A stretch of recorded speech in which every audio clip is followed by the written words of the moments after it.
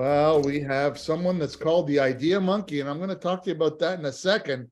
We have the pleasure of having a great guest, Mike Maddock, who is, I must say, we're going to develop a great friendship as well, Mike. So I'm excited about that. Thanks, So first of all, let me do the official introduction because it is a podcast. So my name is Alan McLaren. I'm the co-founder of Strata Originals. And on this podcast, we interview originals. As the name implies, originals are people who stand out by the lessons and stories they share to help us learn and grow as leaders and underline as humans as well. So Mike is a connector of people, ideas, and a growth, leadership, and innovation expert. So everything we need to know in the world, Mike has done and has experienced. But let me go through the bullets, and I had to do bullets because the bio was way too big. So I'm going to go through the bullets. So Mike's a speaker, hundreds of gigs to great acclaim. He's an author of 3 books with a 4th to come, right? A Marshall Gold. Four books with a 5th to come. 4 books with a 5th to come, but who's counting? Yeah, but who's counting? 4 and 5 is, it doesn't matter. It's all good. It's more than I have. A Marshall Goldsmith certified executive coach. And for those of you who don't know Marshall Goldsmith, he's kind of the kingpin of executive coaches, and being one is very unique. We're going to talk about his role as CEO of Flourish Forms as well. A lot of conversation around that. But he's the founder, CEO of Maddock Douglas, innovation consulting company, a founder of a creative marketing group called MacGuffin Creative Group. Is a member of YPO, still ties to EO leadership organizations, and is a Stegan Leadership Academy trained expert. So that's Mike Maddock. Welcome to Strata Originals, Mike. Clearly, my mom wrote that bio. Well, I wrote the bio, and I'm not your mother. I'm not your mother, but although I do have a little bit. Well, we're going to leave that one alone. Good to be here. But you know, the most important thing we're going to talk about today is something that is a weird abstract that you wrote a book on called The Idea Monkey. And we're going to talk a little bit about that because we think that's kind of what explains who you are. But let's start with icebreaker. We're both in YPO, so we icebreakers kind of live our lives. It's a really simple one. Can you share your favorite quote with us? I think my favorite quote is attributed to Einstein. The most important decision a man will ever make is whether he lives in a friendly universe.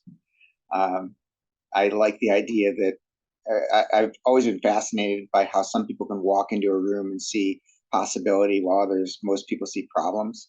So I think the lens that you have when looking at different challenges defines your future. So I love that quote.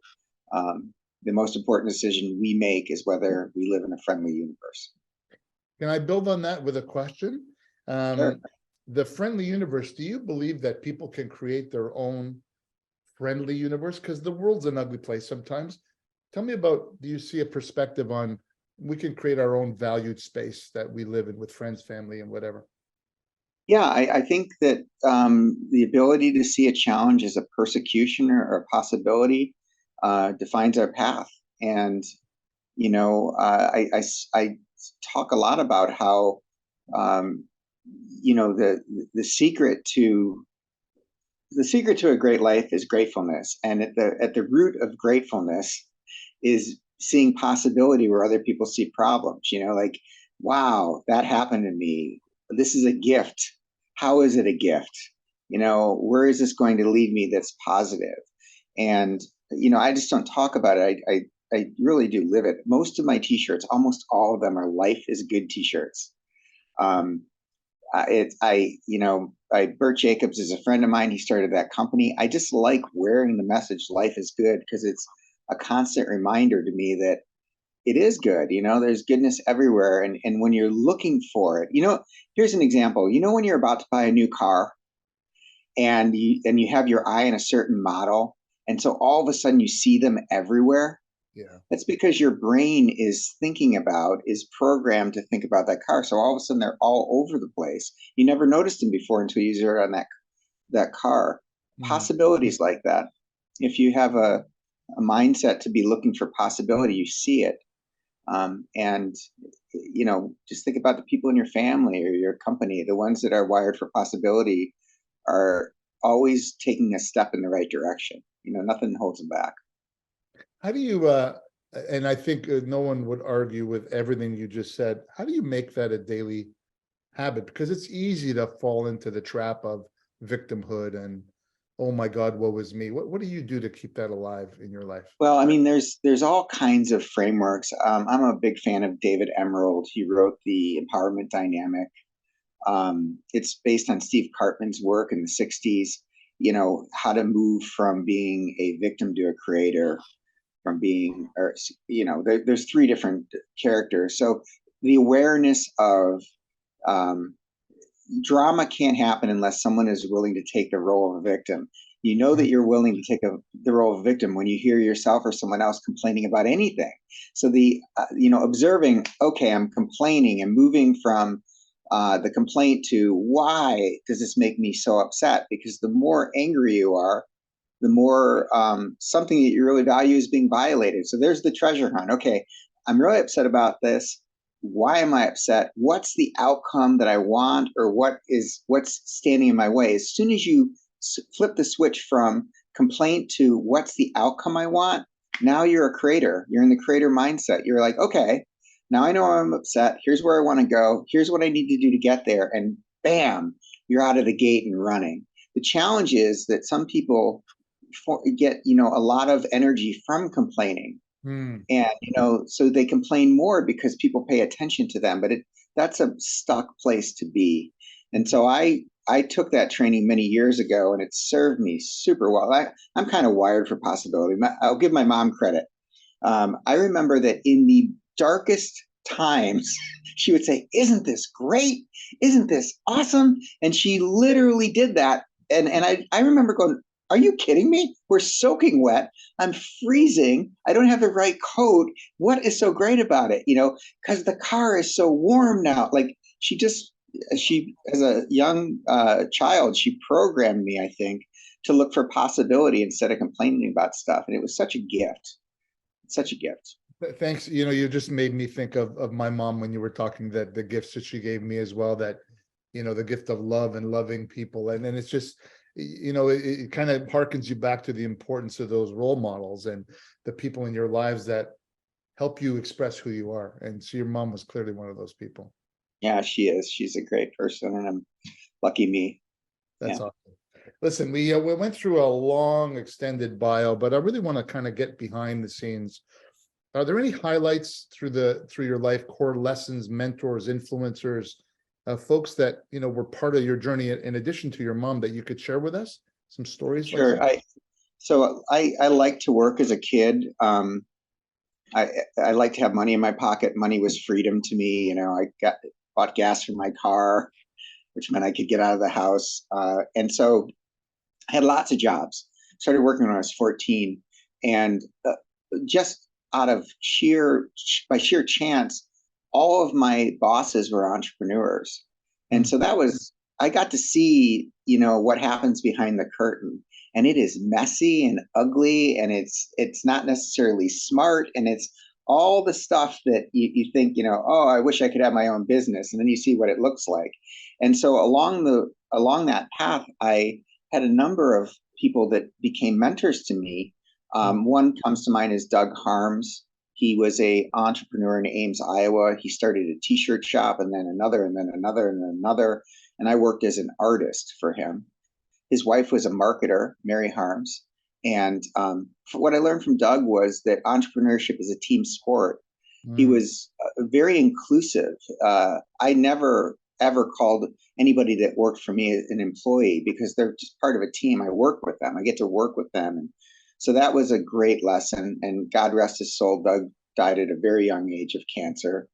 I worked with a guy named Tommy Kane, who's a salty old Navy guy. And he encouraged me to start a company out of college. He rented me space. I remember one time I came upstairs and he said, "Michael, you know how I know you're going to be successful?" And I go, "How's that, Tommy?"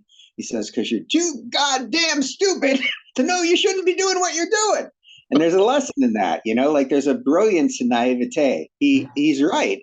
You have to be boldly, you just have to believe in yourself and figure, why can't I do this? By the way, that was just after I had presented to the board of Container Corporation. I had weaseled my way in there, and they gave me a presentation to the whole board. I was 25 years old. I had no right to be in that room, and he couldn't believe I got in there. But it was great. And then, my great grandmother whispered in my ear as a little boy that I had something special, and she made me believe it. She's like, "You're the one. I know I can do this. I can judge talent." And at the time, her husband was the chief creative officer, J. Walter Thompson. He was a writer. He wrote for the Chicago Daily News. So I thought that I kind of want to be a creative guy. So maybe she knows how to spot talent. I'm sure she whispered it in all the kids' ears, but she made me believe it. So God bless you, Grandma. But isn't that, but what a great, just to start thinking about the thread that begins your life, right? That your mom is a believer, your grandma is threading the belief in you. And then, as a lot of successful people grow up believing that there is, you said the word possibilities when we started this. You don't believe that it's possible, let's go try it. And if we fail, well, we fail, big deal. It's such a great lesson to that security of having people around you that are loving and supportive of you, isn't it? Yeah, there's another quote. Henry Ford said, "If you think you can or think you can't, you're correct." I think that the difference between people that get things done and people that don't is oftentimes they just believe they can. And so, I love being in rooms full of entrepreneurs and ask them if they think they can change the world. I make them close their eyes and raise their hand and put their hand down. I said, if you had your hand up, I'm here to tell you you're correct. You really can. You have all the leverage, So you're spreading belief as well in the work that you do, right? You're spreading the belief of belief. That's really cool. Yeah, I think it's a foundational element of making change happen. I love it. So here's the thing, though, as your new friend, man, you do a lot of stuff. Like, do you have trouble saying no? You have trouble saying no? Yes, and I have recently found a hack for people like me that I will now share with you. So my love language is acts of service, and my dad's a Navy captain. I grew up in a family where serving was what you did to care about people. So when people ask me for help, I want to say yes, and I just as I'm too calls in, like, how can I help you? I ask because it makes me feel really strong. So there's a little hack for people like me who have trouble saying no, and it's don't say no, say yes. There's a higher yes. And so it works like this. Alan, you say, "Hey, Mike, can you come help me at the food pantry this weekend?" Which is certainly a noble thing to do. And before I say yes to you, I think of, well, have I said yes to someone else? I mean, the answer might be something like, "Alan, I would love to help you at the food pantry this weekend, but I've told my son that I will take him Christmas shopping for his girlfriend." And so although I'd love to say yes to you, I have to say no because I've already said yes to someone else. So think about the higher yes, that is maybe a better use of your time. Say yes to that before then it allows you to say no to someone else. And I'm just learning that now. It's a great tool because, but I love it because at the end of the day, you're staying positive all the time. Yeah, and people accept it. Yeah. It's I've been offered leadership positions, and my answer is yes, but not yet. Yeah. Well, that happens a lot in our little world of YPO, doesn't it? But that's a whole Absolutely. another conversation. Never miss a meeting. You'll be volunteered. Oh, it's happened to both of us, I know. Mike, can you tell me, if I would just ask you this one simple question, what do you really love to do? You're doing all this stuff, but what just charges you up in the morning? I love connecting people and possibility. That's really simple. A simple answer to a simple question. However, it relates back to your service mentality, right? You want to help people genuinely without expectation of return. Yeah. So, well, it's kind of, if you want to know what you love doing, look at your checkbook and your calendar. That helps you define where your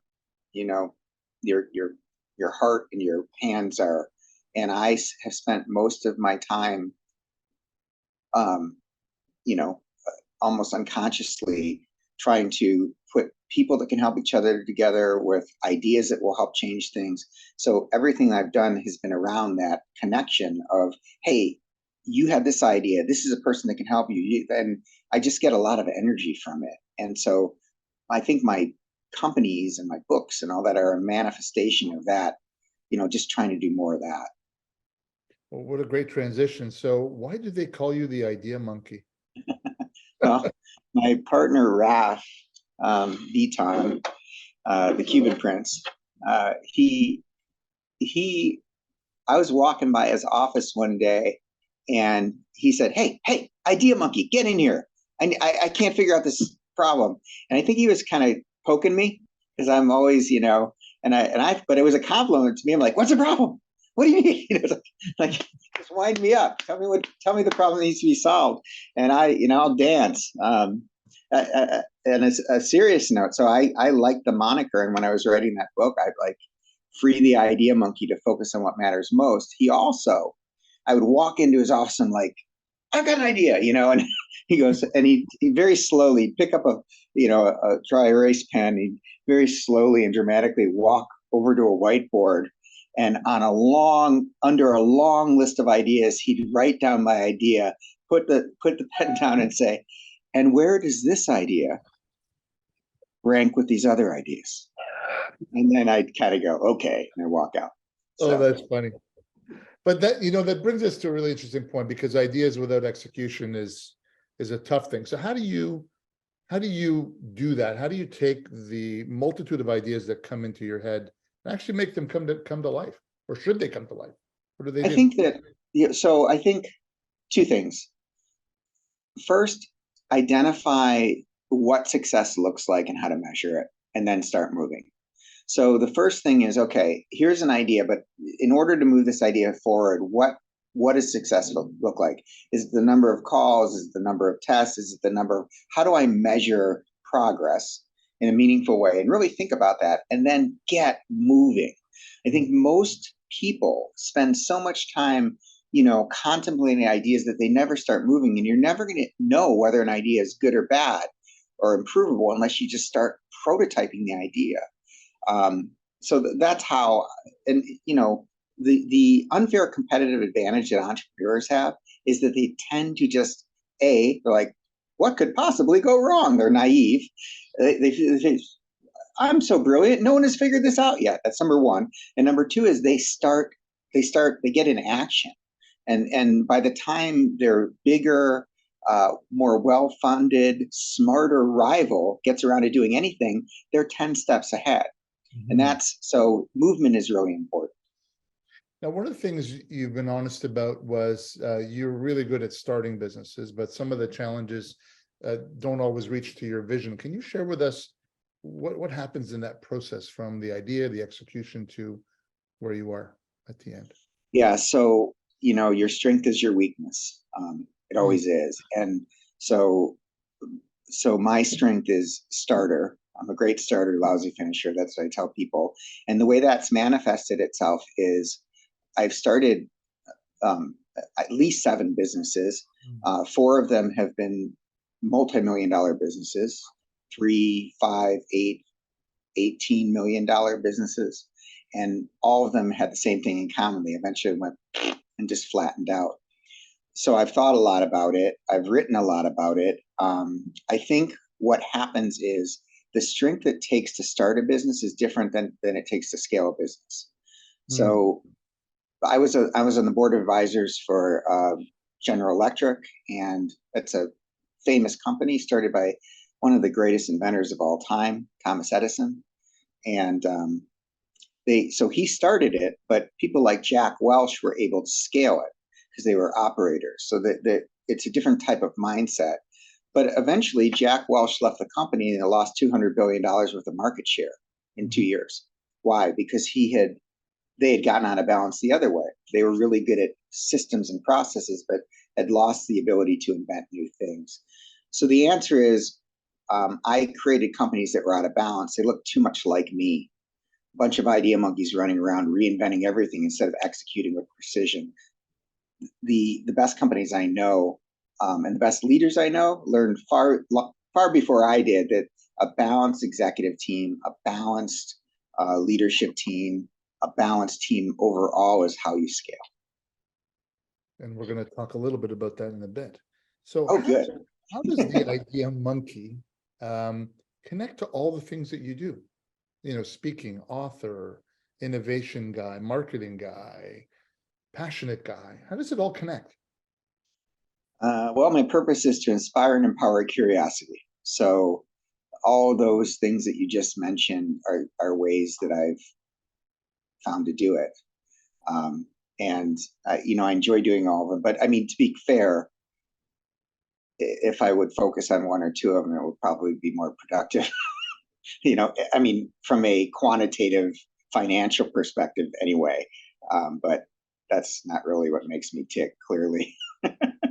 Well, the idea monkey is a wonderful image as well. But again, success. The thing that's really fascinating to me is you are renowned as an expert and a global expert, and sharing the vulnerability of what you really know. Like, you talked about your businesses that plateau at a certain place. Does that help you when you're consulting with people? That you're honest about where you are and what you're really good at? I think it depends. Um, it helps me with leaders that have similar values. There are leaders that are I'm sure they would see vulnerability as a sign of weakness, and that's not strong enough for them. So that's okay, though. The leaders that I prefer to be with are self-aware and humble, and they recognize that they have the same issues. And so, but it would, it's like talking about politics. It's going to attract some people and repel others. And you might really believe in your political point of view, but it's there are unintended consequences. Well, what I love is it ties back to the quote of Einstein, as you're creating your own universe, right? So that has to be with people of not like thought, but like values, right? And belief in the fact that you and I know vulnerability is actually strength, right? With the people that matter to us. Yes, I think so. I think that, it's like a shining light. So I have a Simon Sinek story that reminds me of this. I had him come in and talk at a leadership conference, and he was sitting in a room, and I was doing the introductions, like trying to get everyone to come up and introduce people. And about 5 minutes into the introduction, some guy comes in. He's got spiked hair. He's wearing a leather coat. He's got a pink sequin flip phone. He's talking really loudly, walks over to the buffet, starts slamming eggs.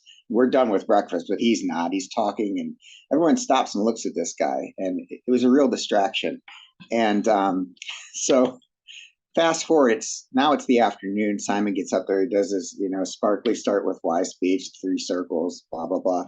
And people are asking him questions like, well, I'm a surgeon. What's my why? And he starts to get a little bit frustrated. Well, let me give you an example. I can be kind of a prick sometimes. And so you with the spiked hair, when you walked in earlier with are those alligator pants or boots? Is that leather pants you're wearing and your pink sequin phone?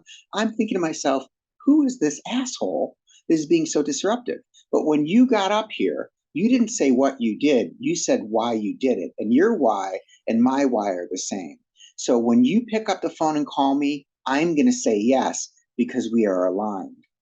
And that was Bobby Seeger, who is a relatively famous and eccentric philanthropist that runs around the world with Sting and gives away soccer balls because he believes in nose-to-nose philanthropy.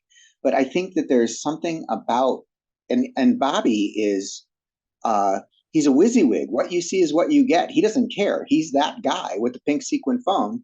And he went on to win a big award for in YPO land for doing such great work around the world. But my point is that when we're capable of being ourselves, we attract people. And a greater point, which I've been thinking about, is that I think that at 8 years old, we're perfect. And we all think we're perfect. We can sing, we can dance, we can draw. And then the world conspires to tell us we're not perfect. And most of us lose it, but some of us don't.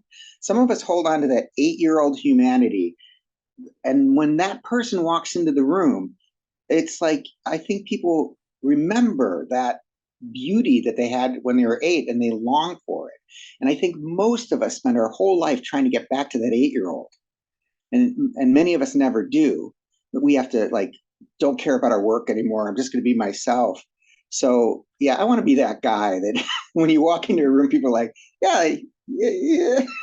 Well, he's but you're right. He's authentic, and back to personal brand. He is who he is. He's authentic, and Yeah, that's beautiful. it is. And Simon, he's a good guy. You like him or you love him. He is himself. Hmm.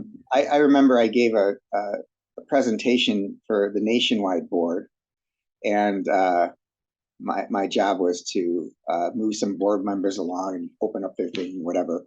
And 2 years later, someone asked the CEO of Nationwide, "You remember Mike Maddock? He goes, is he the guy that wore the jeans in the boardroom?" Perfect. I love it. Like, yeah, I guess I'm that guy. Always be known for something, right? So, Exactly. Well, always be known for being yourself. You know, what you see is what you get. Is what I leaders that I really respect are known as WYSIWYGs. back to the vulnerability question, right? Because when you start thinking about the success, your team takes cues off of you, right? If you're real and human and authentic, then you're not seen in the same way. You just mentioned about how the team, I never call it employees. That's a big deal. That there's Yeah. no, you don't see hierarchy, and you see connection, and I think that's part of the reason you're so successful, and your brand is so powerful, because you're who you are, right? Thank you. I remember you just brought a memory back. I remember asking someone I worked with how he was feeling one day, and he stopped, gulped, and he said, "I'm really scared," and started crying. Um, and he happened to be the head of our sales group. So having a alpha salesperson admit that he was really scared was a moment for me, because he had the right to be scared. Our numbers didn't look good. He was worried. It was keeping him up at night, and that was the right answer. Um, so we had a really generative conversation because of that. Otherwise, he could have said, doing great. Everything's fine. It's going to be all right," which is how we're programmed to respond to questions like that if we're in sales typically. Well, we all wear masks, right? Sometimes, and that's not the reality, and it's the only way to get to happy places. But where I'd like to go now, Mike, is you mentioned earlier that the success of your life has been around teams, around building teams, and you've done something that can actually help manifest that through something called Flourish Forums. Can you share with us what Flourish Forums is, and then we'll talk through what that's all about for executives to think about. Sure. So first, as a foundation, what you've been in Forum, right, Alan? How would you describe Forum? Forum, I would call it as a kind of a personal advisory board for people that I would build trust with, who I would trust with every breath, that can Yeah, help both business and personal. That's what I would describe Forum as. and awesome. And it's the rated as the number one benefit for some pretty famous peer groups like YPO, EO, Vistage. The Forum is everything, because when you're leading an organization, I had a friend who said the crown is heavy. You have issues that you can't speak. It's hard. Everyone thinks it's easy, but who do you talk to about what's keeping you up at night? Your family thinks you got the best job in the world. They don't want to hear it. Your high school buddies are like, "Oh, Mr. Rich Guy, what do you get?" So there aren't a lot of people that you can talk to about what the challenges that you can't unravel. Plus, you're supposed to be strong. You're the leader. You should have this all figured out. So, Forum is a group of people where, at its best, you can bring your darkest challenges without fear of being judged and get some new perspective on what the challenge might actually be. At its worst, Forum turns into a competitive, I told you so environment that doesn't work. Yeah. And so, Flourish Forums, I've been in Forum for the better part of 25 years. I've been in an EO forum for 23 years, my second YPO forum for 15 years. These are the best friends of my life. I would tell you, our family had a personal tragedy a couple of years ago, started a couple of years ago. Well, my wife passed away about 4 months ago. from brain cancer. And I will tell you that if I did not have my um, forum friends supporting me, I'd probably be in an institution. I mean, just it was so difficult, but having their love and support and people that really knew me, they would not take the "I'm fine" answer. They were there and supported me. I am a huge proponent of forum. I also told you that I was a good starter and a lousy finisher. So looking at my companies, well, what was the issue? The issue was that we as people surround ourselves with people we like. They laugh at our jokes. They see the world the same way, and forum's no different. There isn't any intentionality around forum. So my thesis was, what if you took a forum and engineered it to have the pieces that a really great growth company has? So a Flourish forum is a group of peers that meets monthly, virtually monthly, and there are 6 different seats that you qualify for. You're one of 6 operators, or you're one. If there are 6 people, you're either an operator, you're a strategist, you're a rainmaker, you're a visionary, you're a tech futurist, or you're an orchestrator. You're all P&L owners, you're all peers, but when a challenge comes to the operator sees it differently than the rainmaker, who sees it differently than the orchestrator, et cetera. So now you have a safe place where you can bring your toughest challenges and be assured that you'll get at least 5 different perspectives on what the problem actually might be. And that's how progress happens. That's how scale happens more rapidly. That's interesting, because back to the question you asked me about forum is you got to get lucky, because it's randomness, right? Do you have 8 people or 10 people that happen to have that profile without even measuring, but you're intentional and purposeful of putting those people together? Do you have any stories that you can't share necessarily publicly the names, but are there stories of success that you might be able to share with us that said, here's an example that you experienced as one of the moderators and coaches? Yeah, a couple things. There's a paradox in play here, because we like to be around people that think like us, but we learn the most from people that don't think like us, and we tend to not like them. So, getting a group of people that think differently together, it's kind of an art. So 2 stories. Number 1, I remember my first day in forum, and we all did our introductions, and I was 28 years old, and I was judgy, and I knew everything. And we went around the table. In my mind, I'm like, yes, yes, yes, no effing way, no effing way, no effing way. I was picking the people that I was going to like and who I was going to learn from. Well, one of those gentlemen is still in my forum, and he was on the naughty list. He was on the don't like this guy, never going to learn anything from this guy, because we were so opposite. He is Spock. I've told him all this. I have learned more from Jonathan, because he would ask questions that would piss me off. Like, they were cold-hearted. How could you? What a dick. Why would you ask that? And he was just like, well, why wouldn't you ask that? I wanted to punch him in the mouth, because he saw the world so differently. And by God, those were my blind spots. The guy is like the opposite, and it's so beautiful now to reflect on how much light he was able to shine on those blind spots. So there's one story. Another story, we recently had a member who was really stuck, and the forum was able to convince him to take a sabbatical. And that's hard to do for type A people. Like, you're not going to check the phone. You're going to go. And he did. They convinced him, and not because they told him what to do, but they shared their own experiences around that.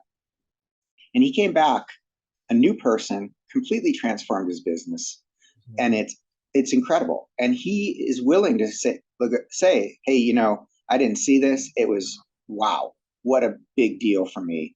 So there's a couple of examples. Can you share with me what you picked up from Jonathan, and since you've known Jonathan all this time, was it flipped? Did he see you differently and has learned from you? Like, what's the reciprocal relationship there? Yeah, that's a great question.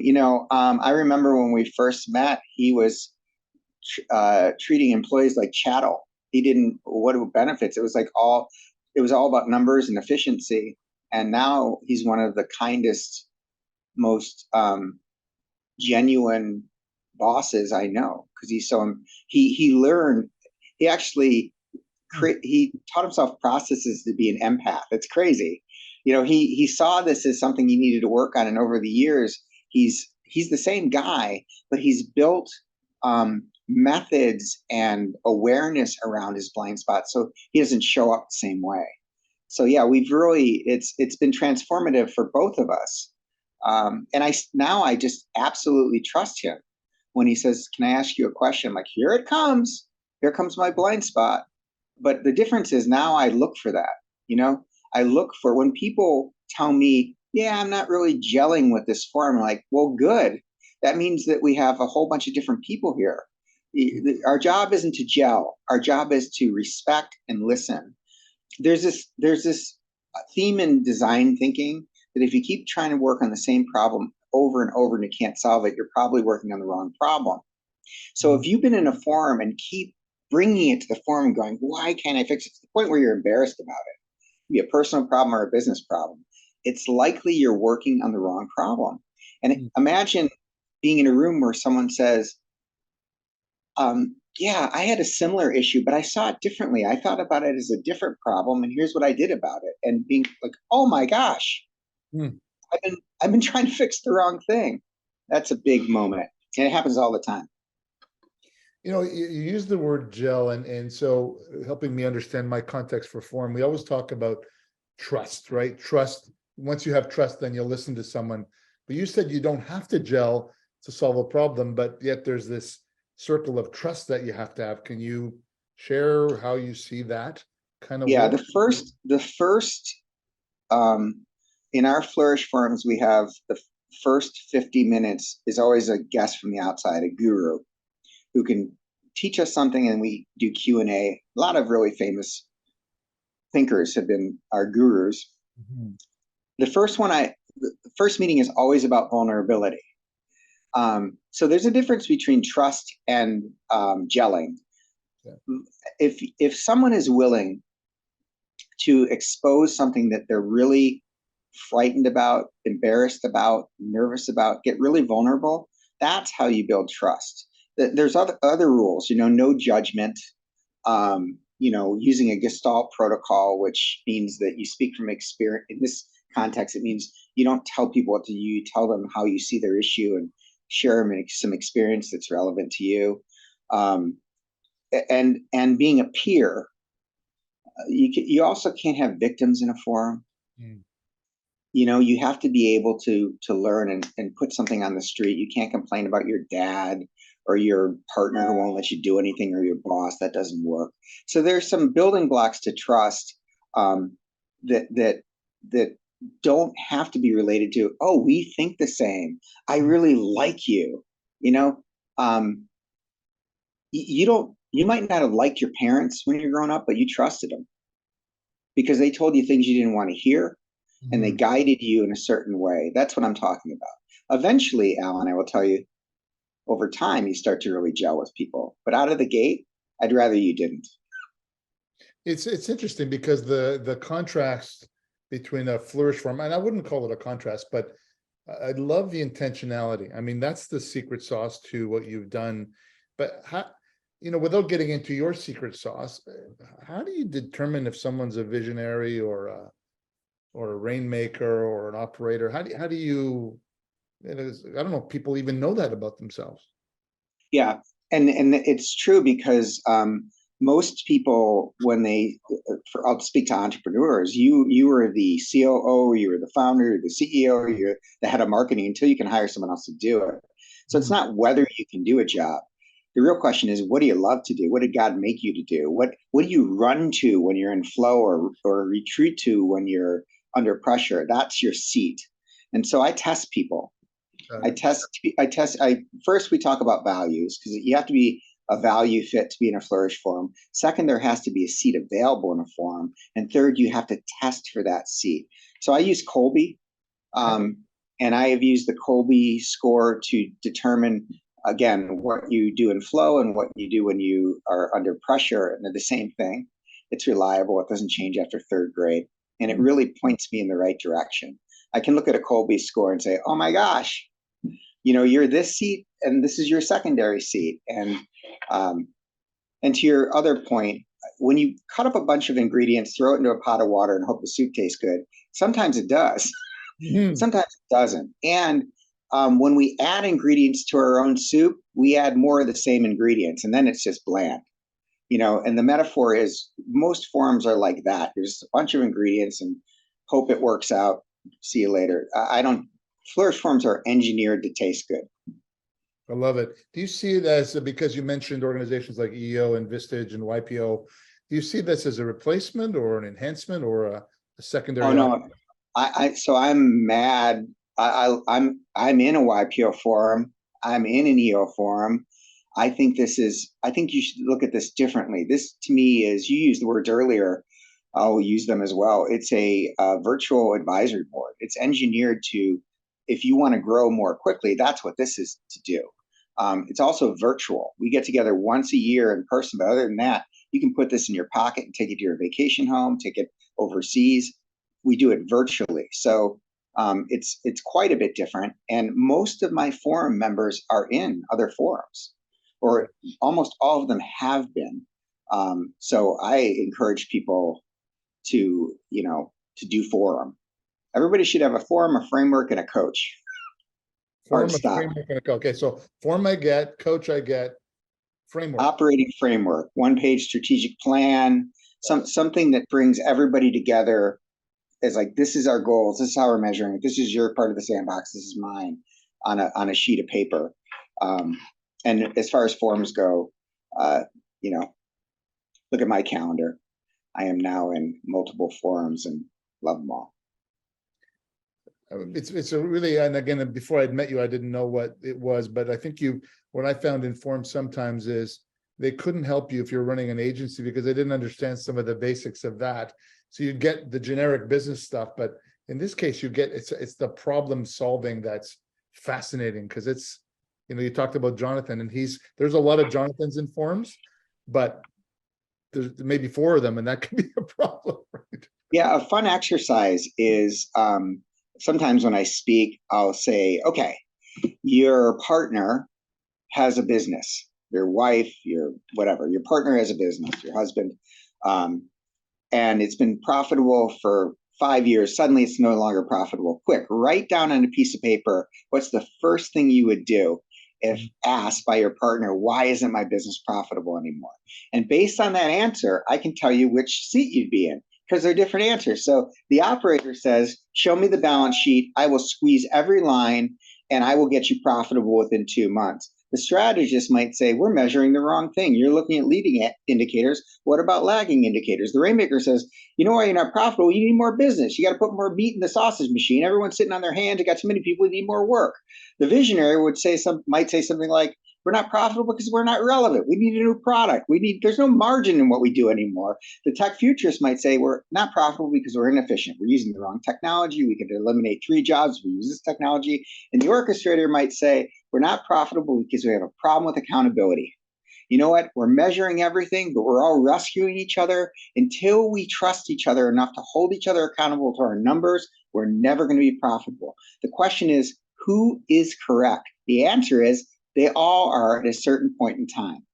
But unless you have all 6 of those perspectives to consider, if you have a forum full of operators, it's always going to be about cutting costs and tightening things up. And that only works for so long. Just ask Jack Welch, who did it for about a decade. And then when he left, $200 billion went away because he'd squeezed all of that out of the company already.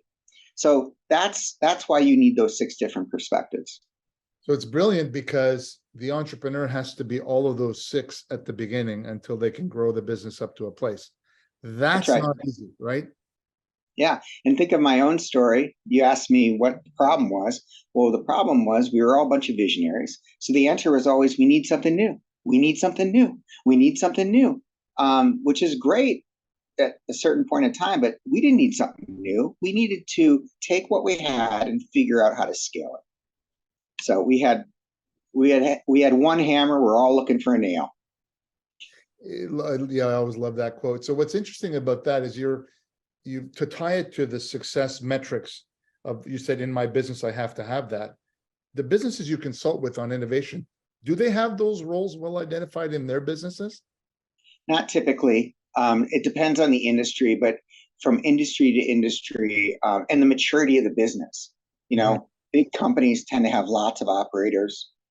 Smaller companies tend to have lots of visionaries.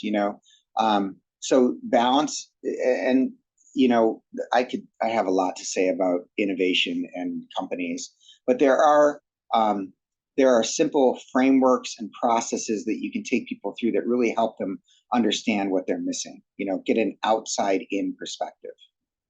Brilliant. Love it. I just want to close with one last question for you, sir, because we could talk for hours, but we don't have hours. Tell me about a leader that you admire and why you admire them. Okay, so with many men, it all starts with their dad. Oh, wow. My dad is a servant leader. He's humble. He's authentic. He's curious. He's a learner, and he's what you see is what you get. Navy captain, a minister. Like, he's the best thing.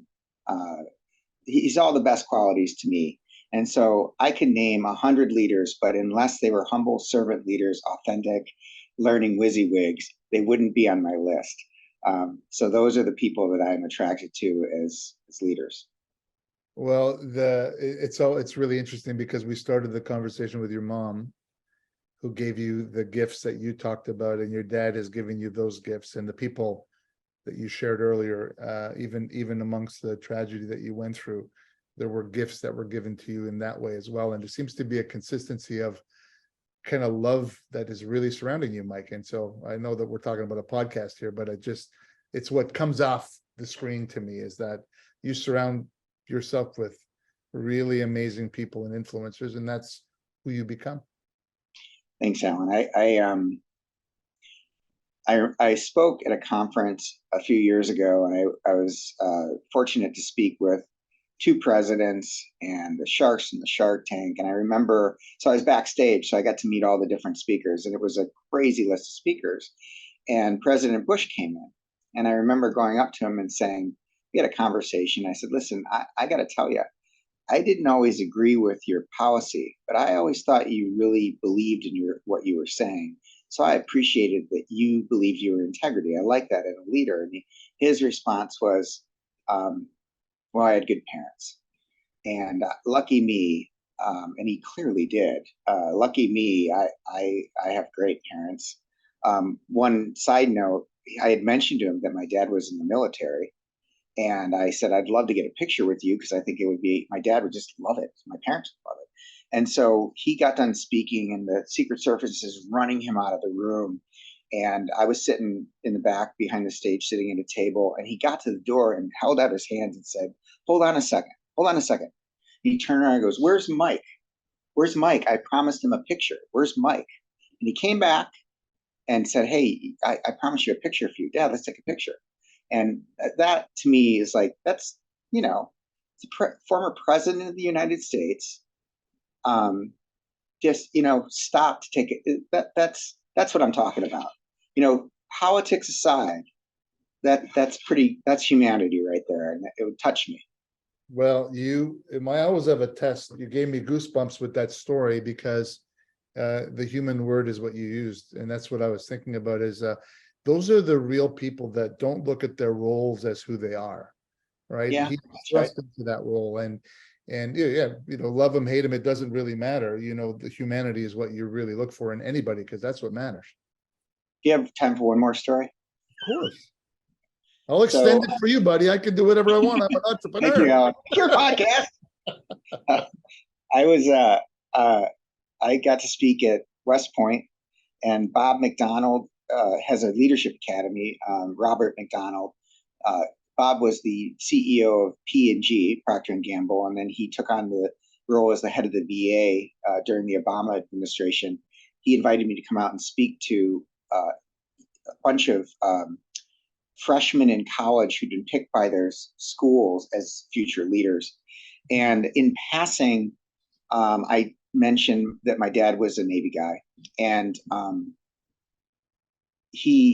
the last day of the conference, he came up to me and said, "Can I have your dad's address, please?" And I said, "Well, Bob," and he goes, "Just give me your dad's address and don't mention anything to your dad." And my dad called me. I'm going to try to keep it together here. My dad called me about a week later and cried his way through a letter from Bob McDonald, who sent him a challenge coin. But the real gift was a letter telling him what a great son he had. And my dad was sobbing. Dude. As was I. You know what? It's a beautiful gift. Well, I've got now my goosebumps are going up both arms and up my neck and everything like that. It kind of describes the fortunate life that you've had to have wonderful parents who brought up a good dude. And it's when other people talk about it, that's what matters, right? And so I can't think of a better way to end this on. It talks about you, talks about George Bush, your mom, your dad, your wife, and all the stories you've shared are all about heart. And so that's what describes you, Mike. So any closing comments before we wrap it up? But I've loved this. I appreciate our time together, Alan. I'm glad we're friends, and appreciate you inviting me onto your podcast, and it's been an honor. Love it, my friend. We'll be in touch. Thanks, Mike. Thanks for everything.